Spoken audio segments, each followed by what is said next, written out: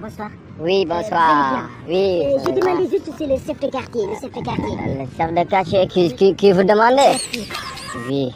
Je suis très pressée. Le chef de quartier là, le chef de quartier. Fala cette buntu là. Voilà. Waaw, cette baissé sur le tali là. Quand tu as le tali là, prends le wagoli là, baisse. Quand tu as baissé le wagoli, il y a un autre supermarché qui habite ici. Baisse notre supermarché là. Notre supermarché là, Oui. il y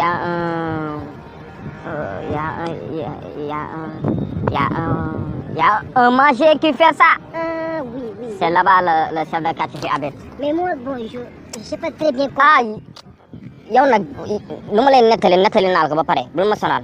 Je pense que... Oui, ok. Merci beaucoup, merci. Ok. Mais j'ai pas compris ce que vous avez dit. Franchement, j'ai pas compris. Kon ñamal.